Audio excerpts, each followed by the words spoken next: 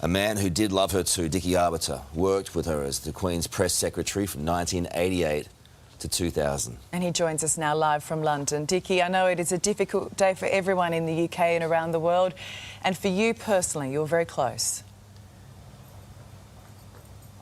It is difficult, but one's got to be pragmatic. The Queen was incredibly pragmatic. And it's interesting, isn't it? Prince Philip died on the 9th of April 2021. The Queen died today, the 9th of September 2022, 17 months later. I don't think she ever really recovered from the loss of Prince Philip. He was her liege man for 73 years.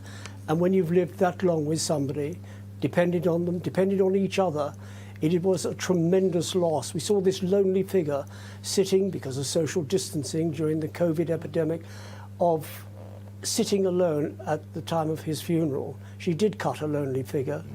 We've seen her gradually, unfortunately, deteriorate, getting very frail, having mobility issues.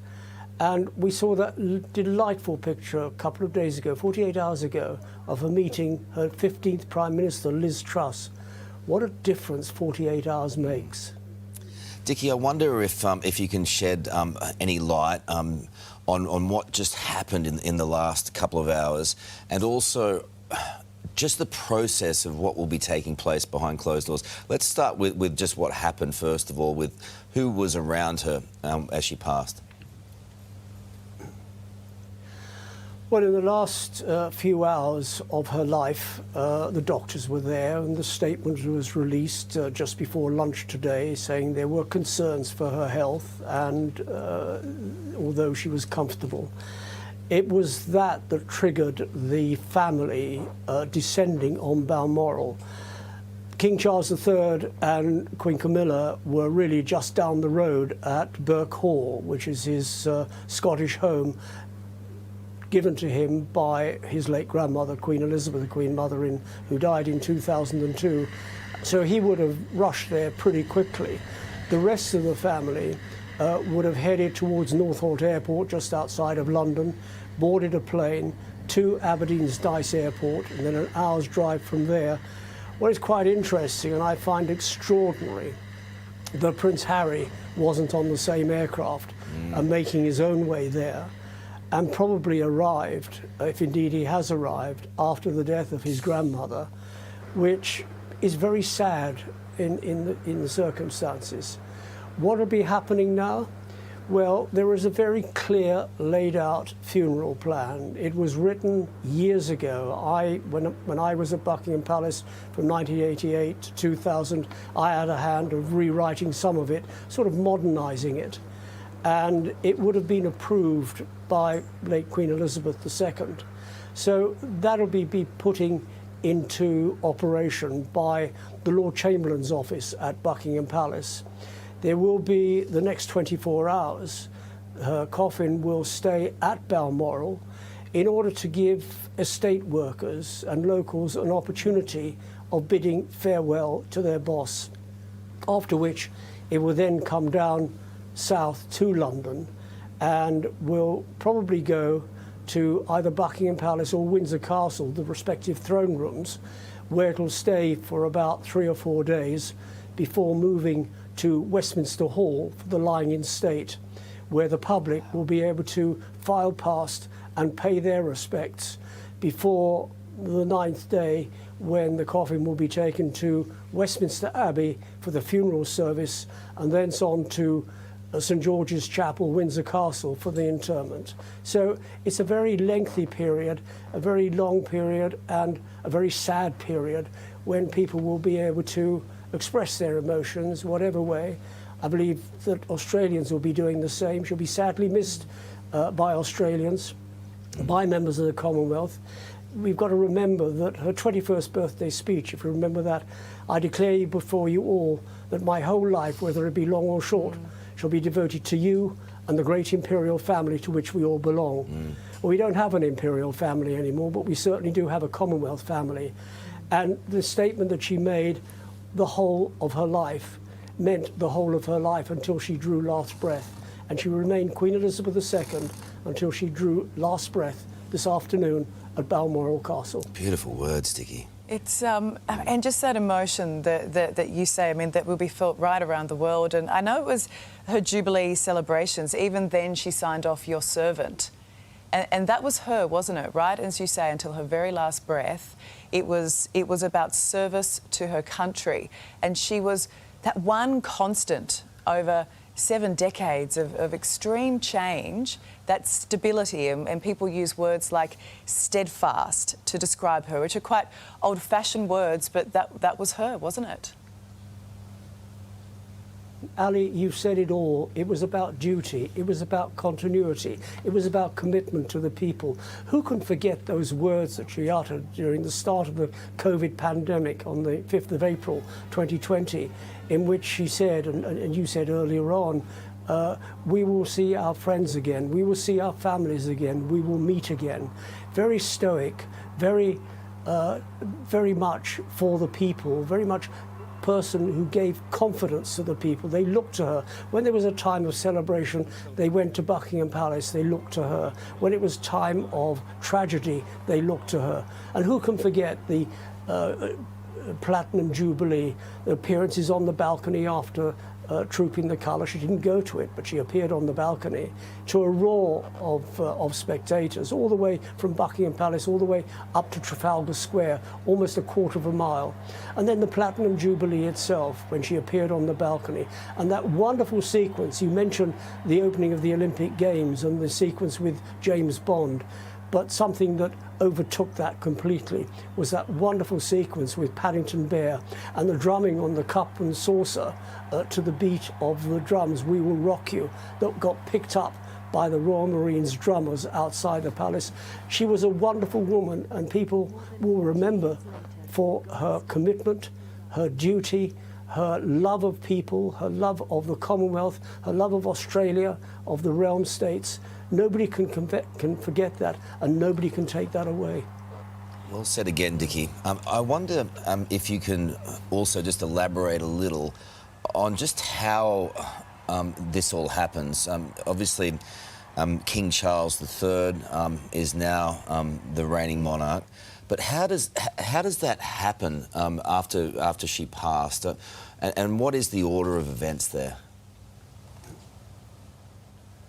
Well, there's a tradition. There were complaints, for example, at the time of the death of Diana, Princess of Wales, there wasn't a flag flying at half-mast. Now, when Queen Victoria moved in there in 1837, the only flag that ever flew was the Royal Standard. And there was never any other flag. So when the sovereign wasn't in residence, the Royal Standard came down and the flag wasn't replaced. The sovereign never dies. We have the Queen's death today. The Queen is dead. Long live the King. When the King died in February 1952, the King is dead. Long live the King. So it's a smooth segue transition from one reign to the next. Yes, he will be proclaimed from St James's Palace tomorrow and throughout the land, but he does automatically become king, because that is how the monarchy works in the UK and has worked for over 1,000 years. So it passes immediately, and it almost passes invisibly, doesn't it? But then, I mean, you knew Charles, or you know Charles. I mean, behind closed doors, yes, he's lost his mother. But to now step into those shoes and to be the reigning monarch, and I mean, I think he's the oldest heir apparent, or the longest serving heir apparent, and he becomes the oldest king at 73. What would be happening in the discussions he'd be having and feeling?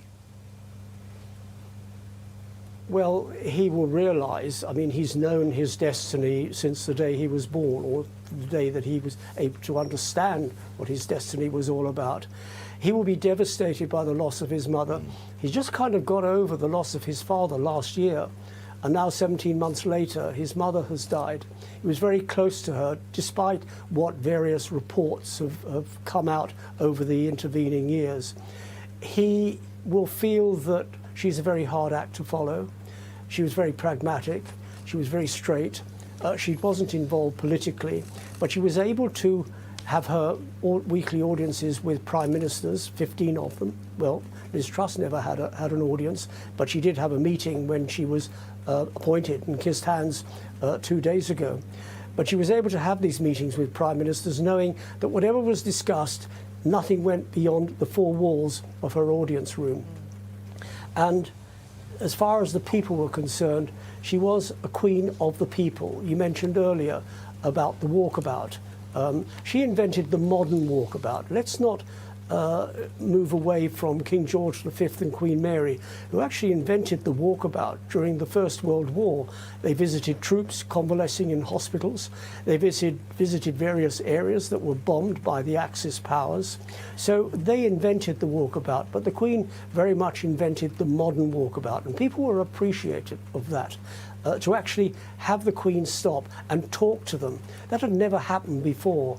And it was innovative for the Queen to suddenly be in immediate contact with the people that she was reigning over. And that was quite a move forward. When her mother died, and the Queen has always evolved during the course of the reign, she always used to wear sort of floral print dresses, rather dowdy, I think most people would say. But when her mother died, she suddenly transformed into bright colours. She always said, I have to be seen to be believed. And my goodness, when she transformed after the death of her mother into emerald green, turquoise blue, cerise red, canary yellow, you could see her from the moon. So she really was seen to be believed. She will be desperately missed, not just by the people of the United Kingdom. She'll be missed by the realm states, which Australia is one of them, and I'm sure many Australians will miss. Yes, there is a Republican undercurrent there. There's a Republican undercurrent here in the UK, but people will miss her. People will miss her at the Commonwealth. They've already missed her at the Commonwealth Heads of Government meetings, of which King George III, King Charles III now presides over. So she will be a figure that's missed. She's been around on the throne for 70 years. She's met every president of the United States except LBJ. She never got to meet him. She's met every world leader. Some of them have died years ago. Some of them are not. I mean, Gorbachev was probably the last world leader she met who died only last week. So she will be sadly missed. And the king will find it a very hard act to follow, but he will do things differently because we know, we being the globe knows, his thinking on climate change, his thinking on the environment, on education, all sorts of issues. He'll have to rein in because he can't voice opinions as king in much the same way as he did as Prince of Wales, but we already know what his opinions are. And these opinions will then be taken up by Prince William, Duke of Cambridge, who will ultimately, in the fullness of time, become the next Prince of Wales. Dickie, we're looking now at live shots outside Buckingham Palace. It's hard to fathom a more universally loved leader. You're going to see a huge outpouring of emotion there. You're saying that Balmoral may not lend itself to such an outpouring of grief and celebration of life. But in the next couple of hours, I suppose the King will make some address of some kind. He's already released a statement, a very pointed and quite emotional statement. But it's hard to fathom them not actually coming and doing something, or maybe it's tomorrow. But either way, there's going to be tens of thousands of people around the clock outside Buckingham Palace now. As I said before, this woman was loved. He will make a statement ultimately. I'm not sure what broadcast crews are up at Balmoral. I'm sure they've all scrambled up there. So there will be something coming from him. But I think for the time being, he needs to be left alone in his grief. And in the fullness of time, probably tomorrow or even the next day, he will come out and he will say something. Because he's very good in front of the camera. He's very good at doing pieces to camera, as his mother was. And he will want people to know about her last hours, about him, and about his reign. He might not give much away, but he will come out and say something. It is a difficult time, particularly when, as I said earlier, you've lost your father in April 2021 and your mother in September 2022. To lose two parents in the space of 17 months is very hard for any family, irrespective of what your age is. And Charles is 73, going to be 74 in November. But yes, we will hear from him because he knows that he's got to say something. and he won't be backwards in coming forwards in doing that. Dickie, I did notice too that as the people gathered to mourn the passing of the Queen outside Buckingham Palace, a rainbow appeared, which I don't know, I just think that's something that's just a quite lovely thing to note. But it was the BBC, it was 3:32 a.m. our time, which announced the passing of the Queen. Do we know, because it did seem to happen so quickly, do we know if her family made it in time to say their farewells?